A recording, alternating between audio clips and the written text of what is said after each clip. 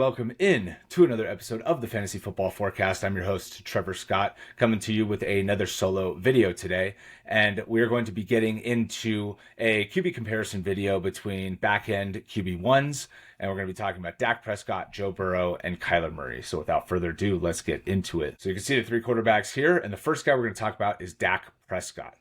So last year, Dak finished as QB3, which was a very successful season from him overall. Right, he finished with 4,500 yards, 36 touchdowns, 9 picks, 55 rushing attempts, 242 rushing yards, and 2 touchdowns. So he's not a complete zero in the rushing game either. He can definitely score a couple touchdowns here and there. Right, he had a 3-touchdown game 2 years ago, and he can move around a little bit. So he's not going to be one of those typical statues that you'll see kind of in this area. We'll talk about that with Burrow.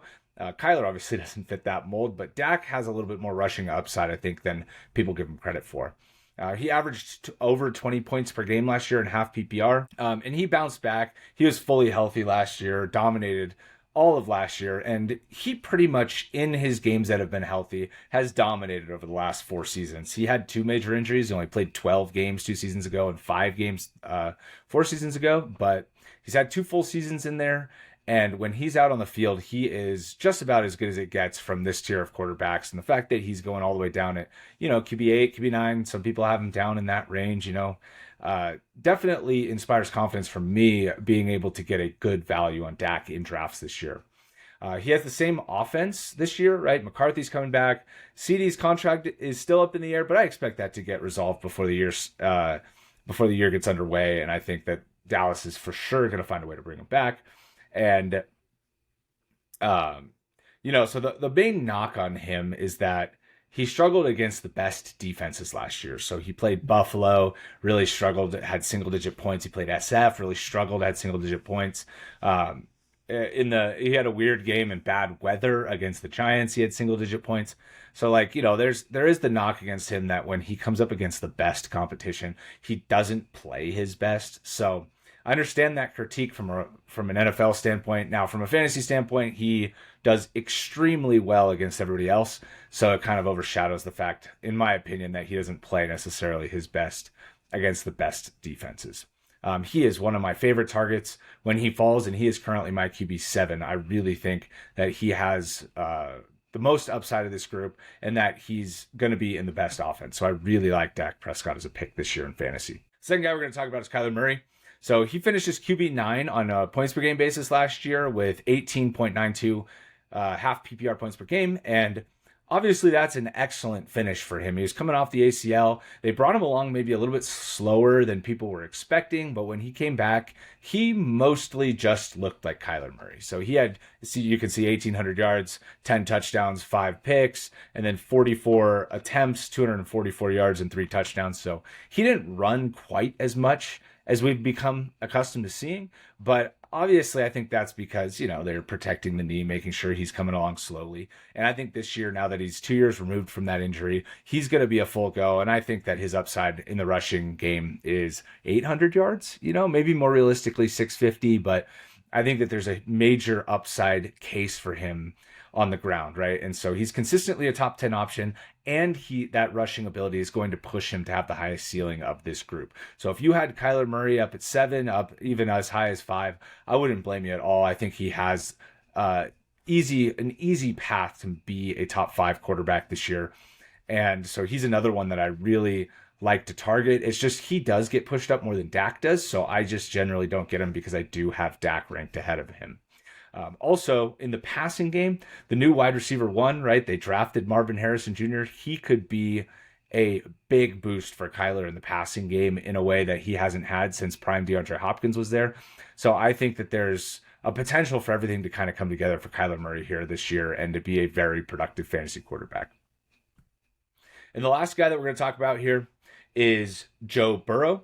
He finished as QB 25 last year in points per game. You see his numbers here.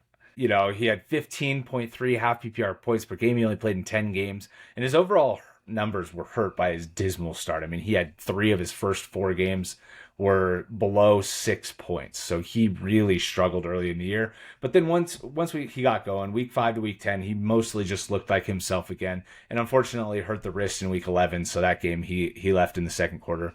And that number is going to be lower. So Chase is currently holding out or holding in, however you want to say that. But I do expect him to sign as well, him to be in camp, and I expect this offense to really get going in a way that I think maybe we haven't seen in a couple of years, right? Burrow is back-to-back seasons with an injury. So I understand if you want to label him as injury prone, but I do mostly think they were kind of fluke injuries. And in a full season of Burrow, with all of his weapons, they do have, obviously, Mixon's out of town now, so they do have a little bit different running back room.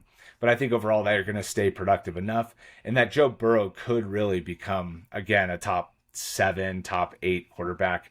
I do push him down to the bottom of this group because of the injury and because I just don't know that he has the same level of upside as the other two for this season in my mind. If he makes it through this season and he shows some big time upside, I could get behind Burrow as, a top 5 quarterback next year if he does really show out. But I think the most likely scenario is that he finishes behind these other two, but he still is very productive. So I have him as QB9, and I don't end up with a lot of Burrow again too, because I have Dak ranked ahead of him, and Burrow usually goes ahead of Dak. So for me, I would rank these guys Dak, and then Kyler, and then Burrow. I think Dak is my target of the group.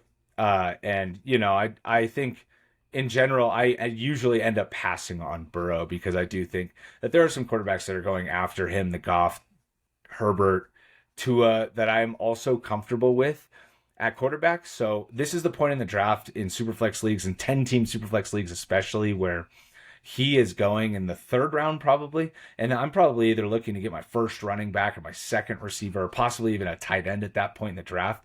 And then when it comes back to me in the 4th round, he's already been picked.